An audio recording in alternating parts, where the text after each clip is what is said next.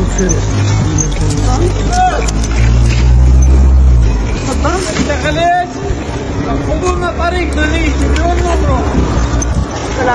مثل الذين ينفقون أموالهم في سبيل الله كمثل حبة أنبتت 7 سنابل كمثل حبة أنبتت 7 سنابل في كل سنبلة 100 حبة والله يضاعف لمن يشاء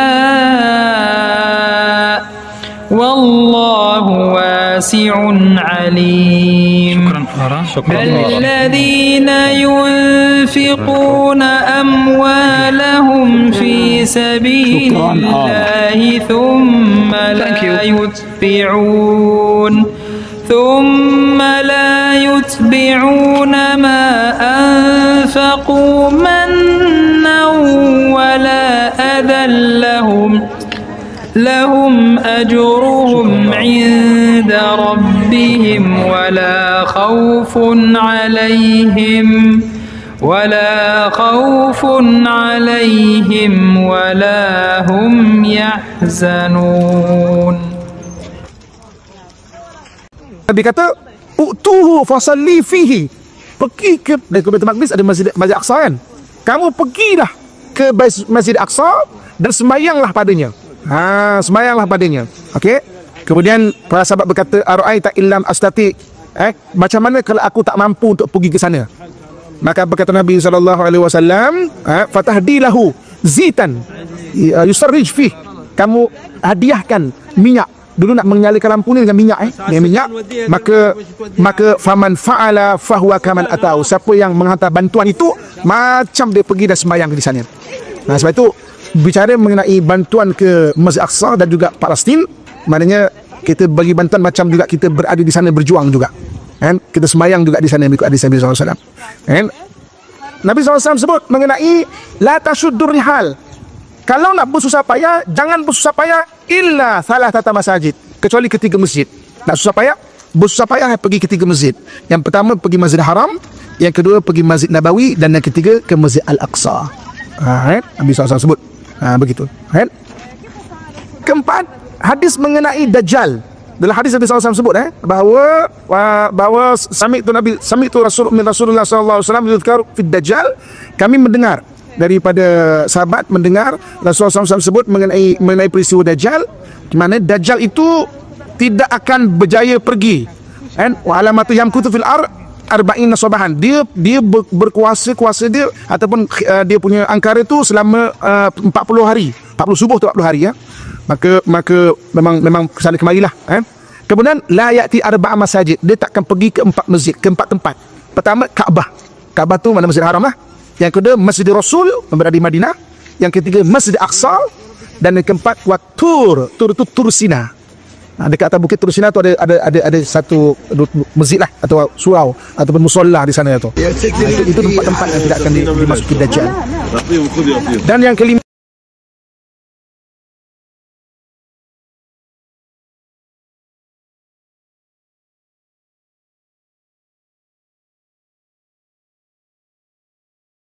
السلام عليكم ورحمة الله وبركاته. نحن اليوم في اليوم 12 من رمضان، ونقوم الآن بتوزيع المياه على هذا مخيم النازحين في قطاع غزة كنونس. وطبعا هذا بدعم من فريق آرتيم. نشكر آرتيم على هذا الدعم الكبير، ونشكر آرتيم على أنه جاب سقيا ماء لأهل ما في قطاع غزة، حيث أن الماء اليوم مقطوع وتم الاحتلال. طبعا قطع المياه عنا، مش مياه شحت علينا. كل الشكر وكل التقدير لآرتيم على هذه المبادرة، على هذه المساهمة. Jadi Nabi SAW sebut satu hari sahabat bertanya mengenai Baitul Maqdis, afitna fil Baitul Maqdis, ceritakan kami mengenai Baitul Maqdis. Nabi sebut Baitul Maqdis adalah ardul mansyar wal mahsyar. Baitul Maqdis umumnya bumi tempat bermulanya hari kiamat. Baitul Maqdis itu negara tadi kan, bermula dikoyakkan dimensi hari kiamat. Hidup alam kita ni banyak dimensi, Dimensi hari kiamat tu bermula dikoyakkan. Ni nak senang faham, bahasa nak senang faham tau. Bermulanya daripada Baitul Maqdis. Baitul Maqdis ardul mahsyar wal mansyar.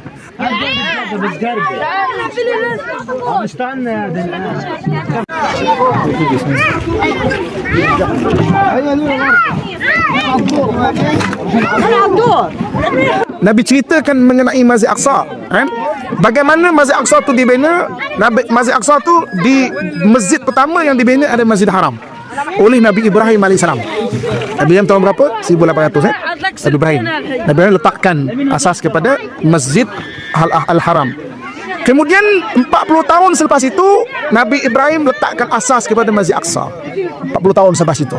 Beza dia 40 tahun. Kan? Jadi itu dah hadis Nabi SAW. Ada juga dalam nota kita tu. Kan? Kemudian Nabi Sulaiman yang membangunkan betul-betul Masjid Aqsa tu. Bangunan yang berhebat, kan? Itu 970 tahun sebelum Masih lah, lebih kurang, kan? Nabi Sulaiman.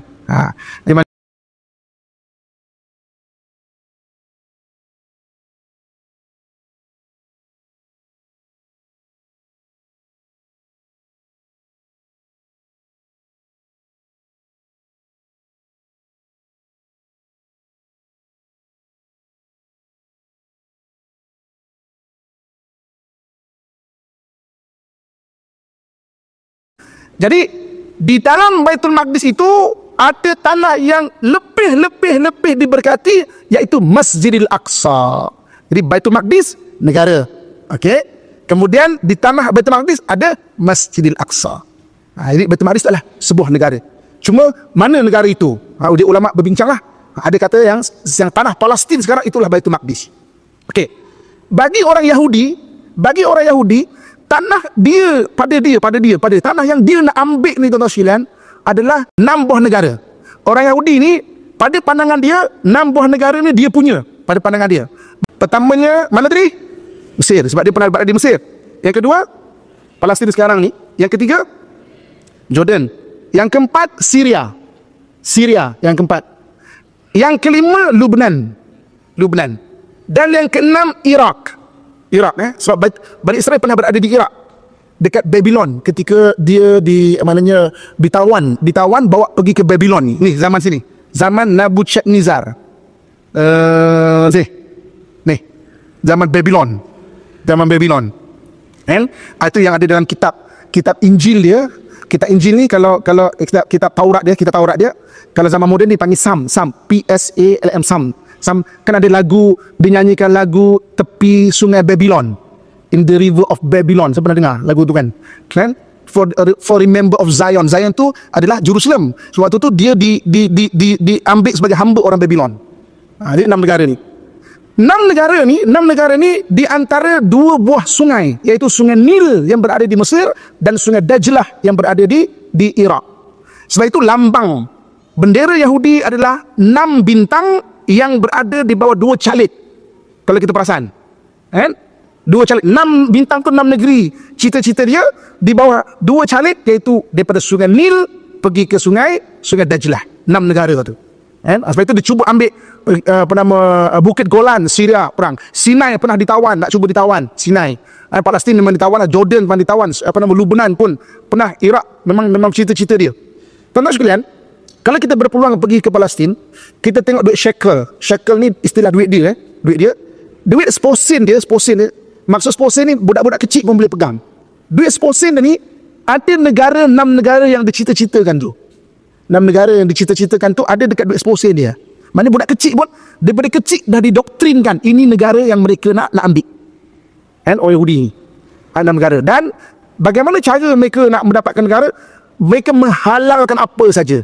Bunuh, nak apa, budak kecil apa kan, bila di interview, kenapa bunuh baby, dia deserve untuk dibunuh begitu kan. Itu psikopat punya jawapan lah. Tak ada rasa sikit pun macam belas kasihan. Betul. Kalau tuan-tuan tanya takrifan evil bagi Mak Saleh, evil syaitan takrifan evil bagi Mak Saleh, meet takrifan orang psikopat. Mana pas tu? Lack of empathy, tak ada belas kasihan langsung, tak ada penyesalan langsung, trigger dengan benda-benda jenayah ni trigger. Maknanya macam Hindun kan, Sayyidah Hamzah tu dah meninggal, pergi belah mama hati, itu maknanya dia trigger, dia suka tengok benda macam tu. Dia trigger, dia thrill, ada rasa thrill benda-benda macam tu. Kan sama juga Dan kalau kita tengok video-video macam mana dia menyanyi bersukaria kan, sebab dia kata kita dah kebabkan orang-orang di Gaza kan, sebab dia bom terbakar hangus badan, dia suka benda macam tu. Itu dia panggil psychopath state. Kebanyakan orangnya ada mental disorder begitu. Ini bukan kita tak suka kita sebut tau. Ini kajian psikologis yang bincang benda ni kan. Ni muslimin dan muslimat hadirin sekalian. Okey. Jadi di mana Baitul Maqdis yang diberkati? Jadi mana Baitul Maqdis ni yang diberkati, dia berada di dalam sebuah negara. Dari sebuah negara kan. Jadi ulang bahaskanlah, tapi umumnya Palestin sekarang itulah Baitul Maqdis. Baitul Maqdis Palestin sekarang. Okey. Kemudian yang kedua, kita bincang pada malam ini. Di mana Masjid Aqsa? Masjid Aqsa pula di mana? Masjid Aqsa ni pertama sekali kita akan rujuk lima hadis dan juga ayat Quran. Pertama sekali disebut oleh Allah Subhanahu wa taala di dalam surah Isra. Surah Isra di surah Isra pertama, itu zaman Nabi SAW. Zaman Nabi SAW okey. Nabi Isra Mi'raj tahun berapa? Nah, ada tak sini? Nabi Isra Mi'raj ada tak? Era Islam, Hijrah, ada tak ada? Ada. Ni 620 Masihi 620 Masihi, 2 tahun sebelum Hijrah. Jadi 2 tahun sebelum Hijrah. Dia ketika itu tengah amul huzni, tahun sedih. Kenapa? 2 orang yang sangat membela Nabi wafat. Satu pakciknya Abu Talib, yang kedua isterinya Sayyidatina Khadijah. Tuan-tuan sekalian, Nabi kan dah biasa dengan meninggal. Kenapa Nabi sedih dengan meninggal? Daripada kecil bapa dah meninggal, ayah dah meninggal, mak 2 tahun mak meninggal kan, 4 tahun itu meninggal, kemudian dijaga oleh datuknya, datuk pula meninggal 6 tahun. Dia dah biasa dah meninggal. Kenapa tuan-tuan sekalian? Sebab ketika maknanya Sayyidah Khadijah meninggal tu, ketika itu umat Islam tengah di pulau. Masuk pulau ni apa? Orang tak nak berurusan dengan orang Islam kan. Jadi ketika orang nak beli makan, orang Islam kita tak nak jual. Sakit, orang Islam kita tak nak jual ubat. Ketika itu Sayyidatina Khadijah sakit, Nabi nak beli ubat, orang kafir tak nak jual ubat kepada Nabi SAW. Dan Nabi menyaksikan isterinya sakit pelan-pelan, makin berat dan meninggal. Tuan-tuan boleh bayangkan tak secara empatinya, kalau kita berada di tempat itu kan, yang kita hopeless, tak boleh apa-apa, pergi cari ubat, balik tu tak dapat ubat, pergi lagi, tolonglah isteri saya sakit, kita tak akan jual ubat, tolonglah isteri saya sakit, tak ada sifat kemanusiaan, balik tak ada ubat, dan makin berat, akhirnya sampai meninggal dekat ribaan Nabi SAW. Itu yang Nabi sedih sangat, kan Nabi biasa meninggal, tapi kenapa dia panggil sebagai amul huzni, tahu kesedihan, sedih sangat. Jadi habis sedih itulah, tahun itulah Nabi SAW di Isra Mi'raj. Jadi Nabi duduk dekat Kaabah tu, dekat sekitar Kaabah tu, maka atani Jibril datang kepada aku dengan membawa satu tunggangan bernama Burak. Burak ni fauqal himar dunal bagal, dia besar sikit daripada himar, kecil sikit daripada bagal. Bagal ni kacukkan himar dengan kuda, jadi bagal. Dia besar sikit daripada himar, mana keldai, kecil sikit daripada bagal. Maka Nabi SAW diisrakan. Ketika itulah maka Allah ceritakan mana Baitul Maqdis. Ini yang surah Isra.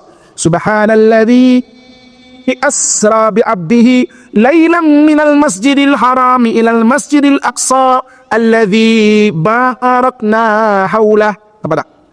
Maha suci Allah yang telah mengisrakan hambanya dari Masjidil pada waktu malam, dari Masjidil Haram ke Masjidil Aqsa. Sama perkataan tak?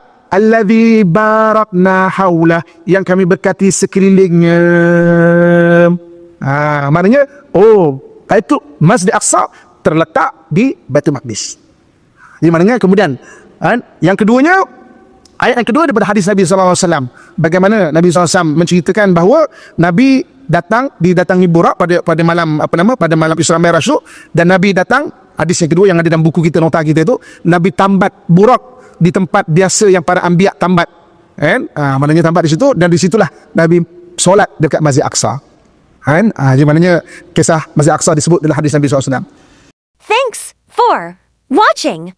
Like, comment, share. Please subscribe our channel. Make dua and help Gaza. Video agihan bantuan ini hak milik ARA Team. Dilarang edit video ini tanpa kebenaran.